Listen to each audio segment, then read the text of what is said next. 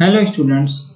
So in this class we are going to discuss about the trajectories of the body projected, right, with different velocities.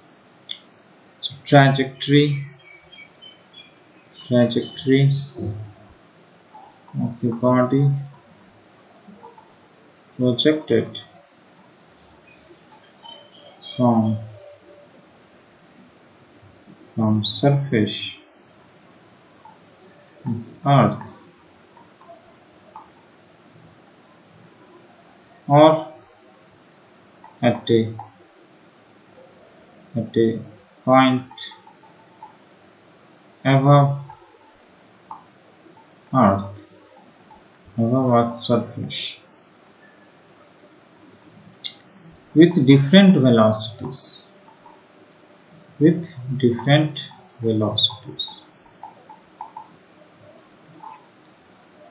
So consider this as the Earth. And let's say that you consider at any point, that point can also be the surface of Earth. Okay, at this point you are throwing it with different velocities. Okay, let's say you are projecting it like this. Different velocities you can give. So first case, if you give a velocity which is less than root gr, g is the g at that location, r is the distance from center of Earth, right? So if you are throwing it, then it may if you say v equal to root gr, then definitely it will be having a circular orbit, but here it is going to fall down, right? When you are keeping a velocity which is less than this, it will be definitely going and may fall somewhere on the surface of Earth. It will hit. Okay, so the object falls on the surface of Earth, right? Then and what kind of path it can be? The path of this particle or the trajectory is ellipse, right? So it is elliptical path. Second case, if v is, let us say, equal to root gr, then object will revolve in circular orbit. Remember, we are projecting it like, parallel to the surface of Earth. Like this, the projection is being done parallel to the surface of Earth. Then third case, if v is let us say greater than root gr, v is greater than root gr but less than root 2 gr, then what is going to happen in that case? Then it will be revolving in, instead of circular orbit, it will be elliptical orbit. Object will revolve in elliptical orbit. Okay. Next case, what will happen if v is equal to root under 2 gr?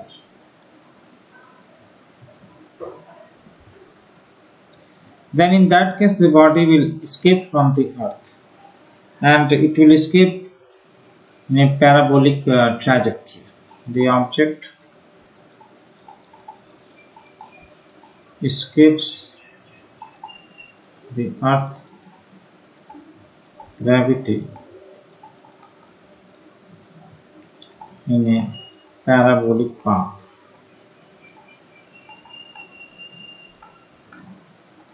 Next, fifth case, velocity is greater than root 2 gr. Then velocity is greater than root 2 gr.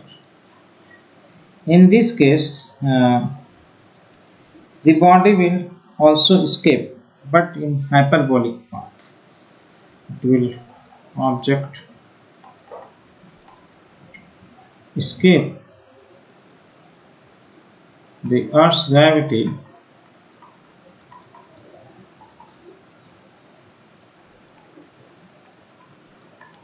in hyperbolic path. Remember one thing, when it is escaping here, in this case fourth and fifth both escape, but it escape means it will become stop at infinity. At infinity it will stop, but here in this case at infinity it will not stop. At infinity it will be going with a constant speed. Those calculations can be done. Here we are not deriving the details, but in objective questions you can apply this, right? But definitely main this real questions won't come. If it is coming, you can easily use equations to derive those results, right?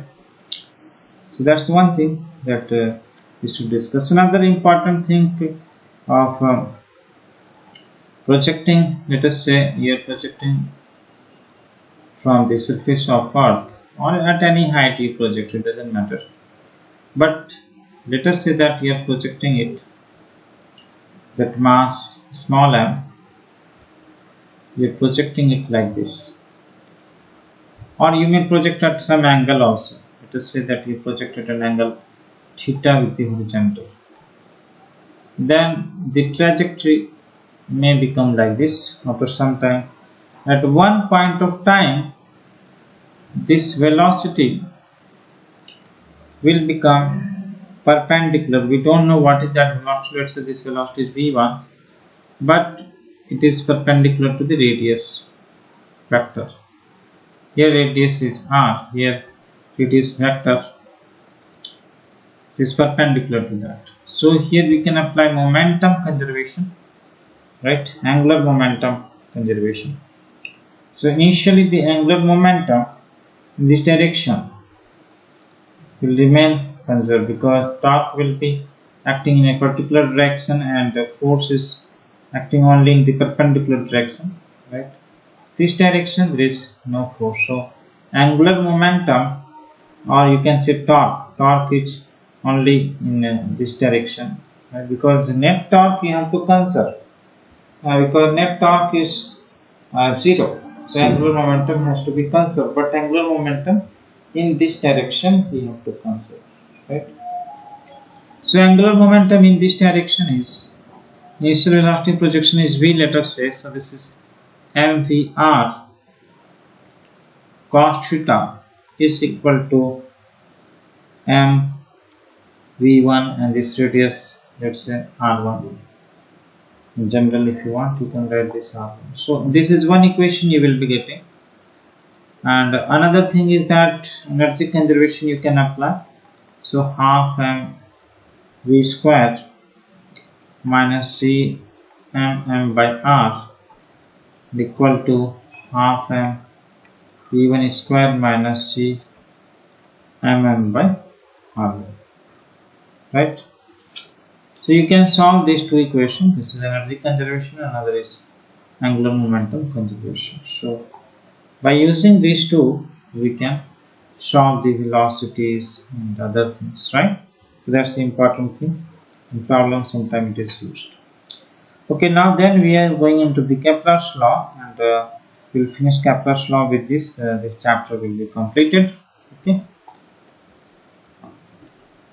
let's discuss Kepler's law. So there are three laws. So Kepler's first law. This law is about planetary motion. Kepler's law of planetary motion. Planetary motion. We are not going into the stories and other things, because that you can read through the textbooks.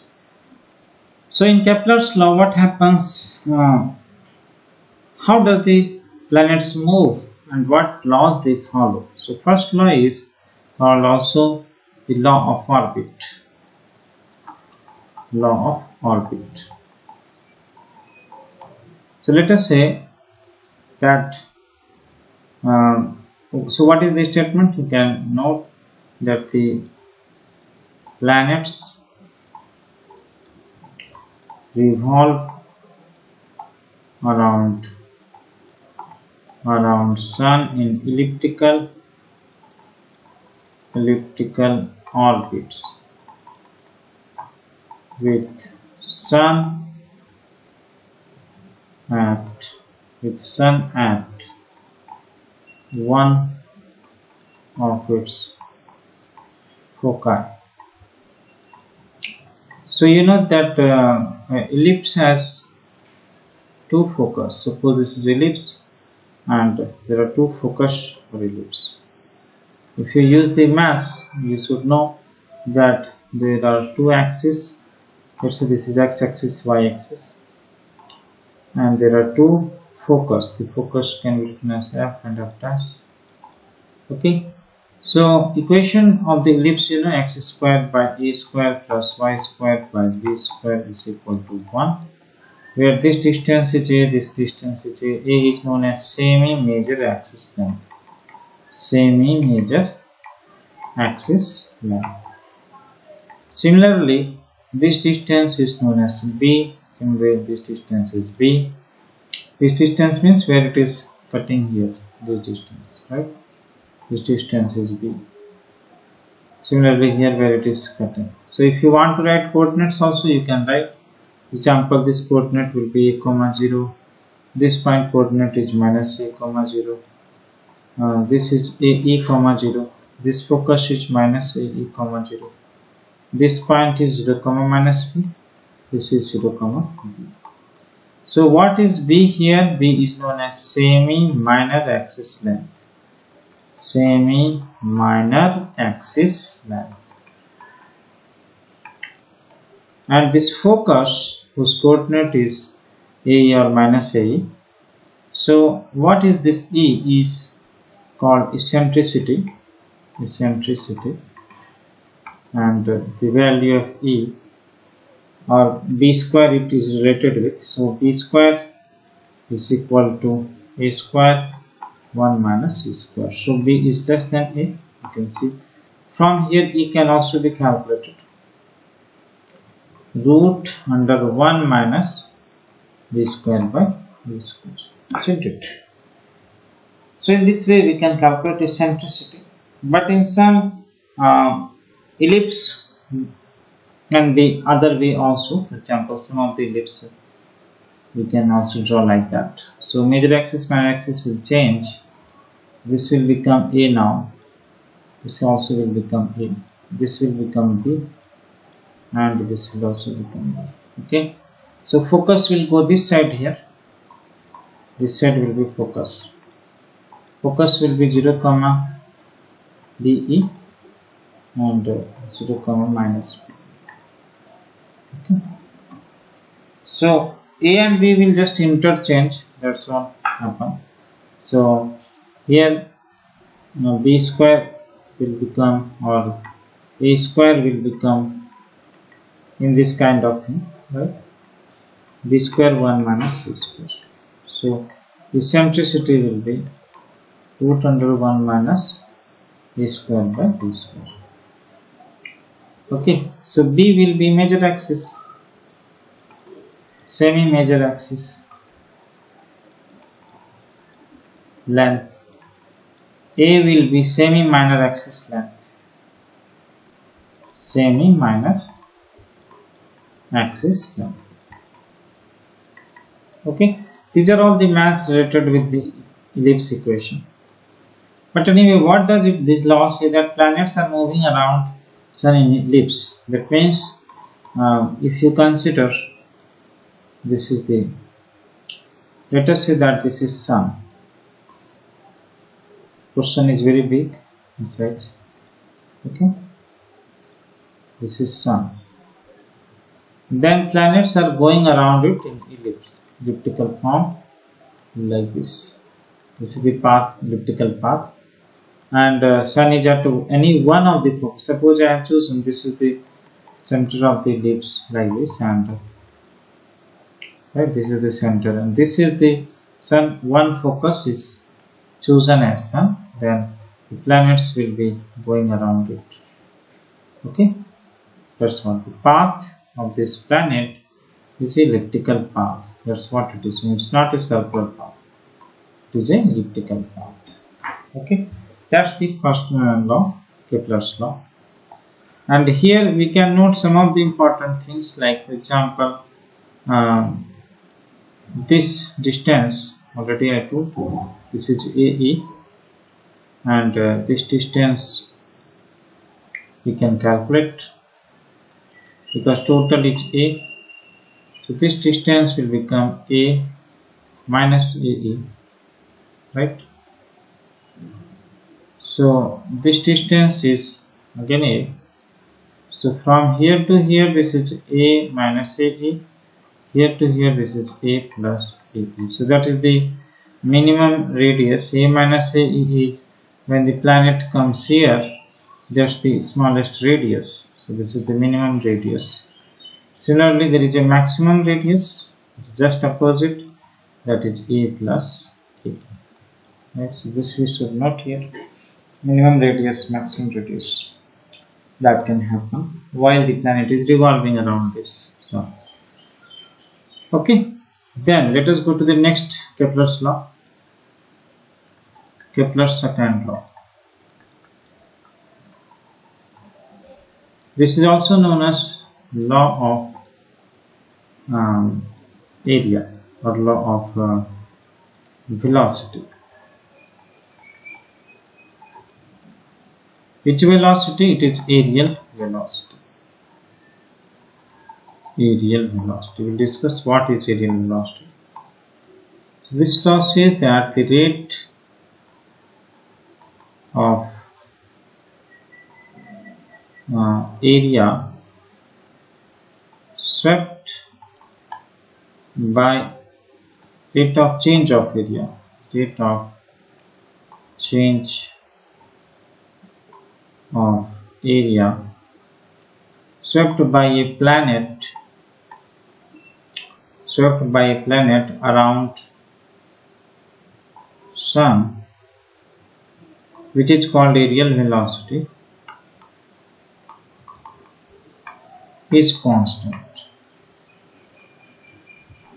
Aerial velocity is constant. Aerial velocity is constant. And why it is constant? It is based on conservation of angular momentum.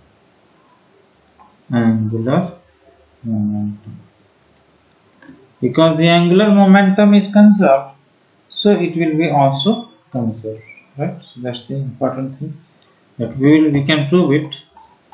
First, let's understand what is this law. So suppose the planet is going in elliptical orbit, and this is the sun, this is a planet.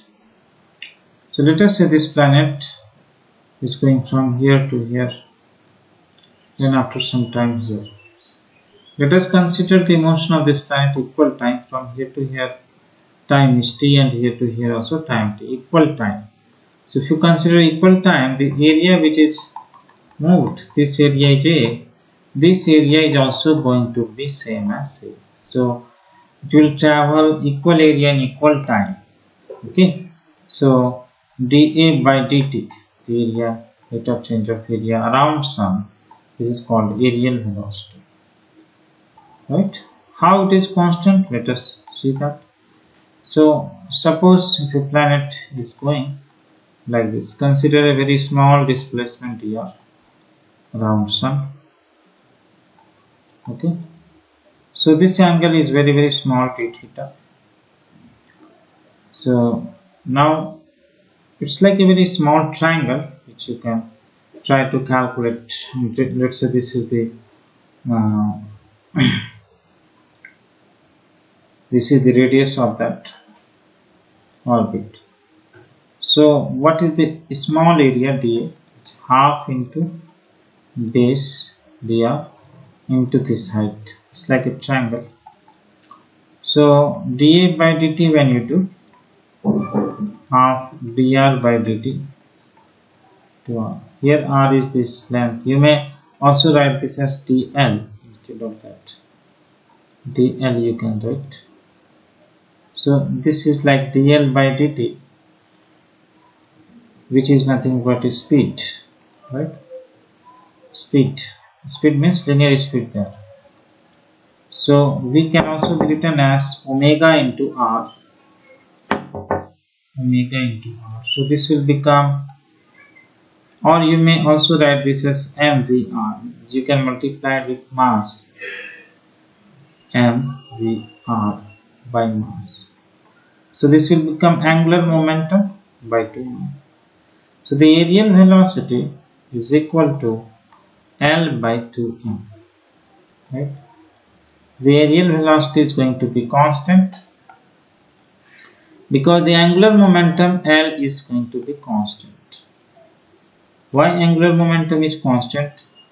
Because net torque is 0, because the force is a central force. Gravitational force is a central force. Gravitational force is a central force. Central force. Why? Because if you consider this planet and the sun, the force, line of action of the force is like this. So here there is no perpendicular distance of the line of action about sun. So torque is 0. Net torque. Okay. So that's why this factor is going to be constant. Right? Okay, also note that because angular momentum is constant, we can also say that how does the speed, linear speed changes. So angular momentum is mvr. Mass is always constant, so v into r is going to be constant. So speed is inversely proportional to radius. So when speed is maximum, radius is minimum. And speed is minimum when radius is maximum. We have seen what is maximum minimum radius, right? Minimum radius is a minus ae or a1 minus c, is eccentricity, and maximum radius is a plus ae, which is a1 plus c. So these things can be used in calculations, right? So the aerial velocity is constant, right? This is the law, which is based on angular momentum conservation. Then let us come to the third law, Kepler's third law. Kepler's third law. So Kepler's third law says about time period. So it is also known as law of time period. Law of time period. So if you consider planet revolving around sun in elliptical orbit, so the time period of revolution square of this is proportional to semi-major axis cube.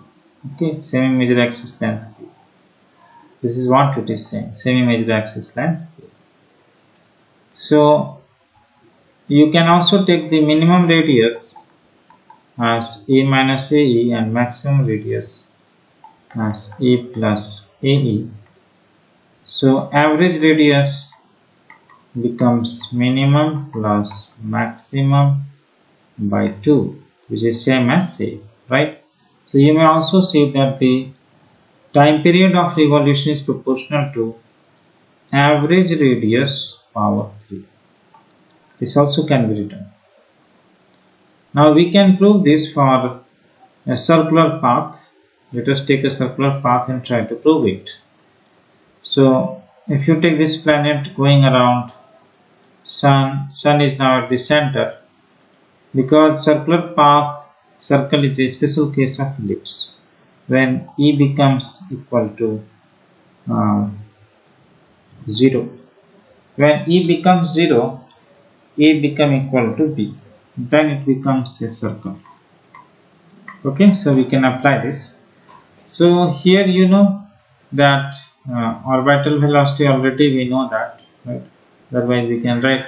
So one thing is that mv square by r is equal to the force gm by r square. So from here v we get as root under gm by r. Now time period, time taken for one complete, right, revolution. Time is distance by speed. So you can square it. T square will become 4 pi square r square by v square. So it will become 4 pi square r square, v square will be gm by r. Substitute that, so t square will become 4 pi square by gm into r cube. So this is what you can see, that t square is proportional to r cube. If there is a graph of t square r cube graph, it will be a straight line passing through origin, and the slope tan theta will be 4 pi square by gm. Right? It is not t r graph, it is t square r cube graph.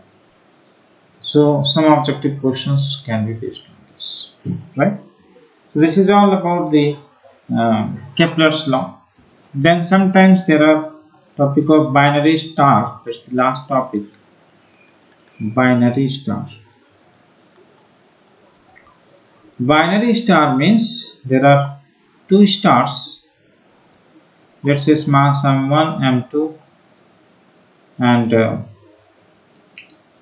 these are the masses of this star, and there is a center of mass. You know how to calculate center of mass.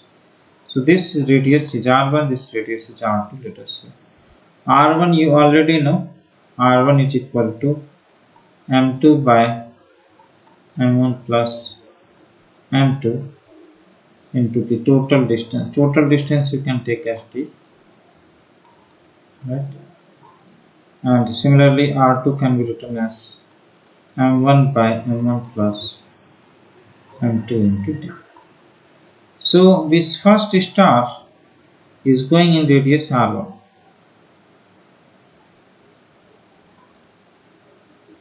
Okay, and second star is going in radius r2. Maybe you can consider this center of mass somewhere towards this side. Let us say m2 is heavier, so you know that the center of mass will be lying this side.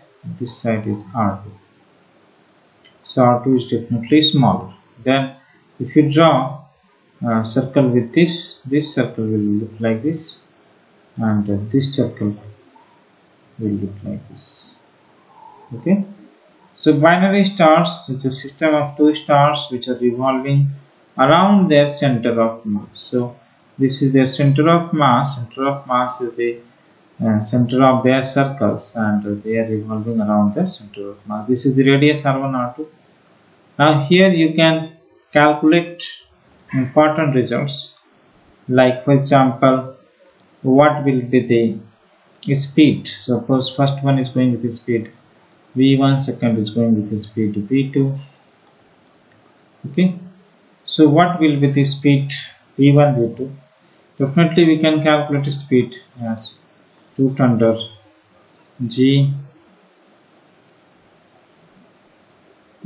by r. We can use m means the, now we can derive it. Let us first try to derive it. Okay, so this first, what is the force acting? Force is acting due to the second. So force, that force is acting as the gravitational force is acting as the centripetal force. Gravitational force on first is g m1 m2. Distance between them is d, remember. Okay, and here centripetal force is m and v square by radius. Here radius is r1. Okay, so m1 anyway get cancelled. So v1 square will be gm2 R1 by D square.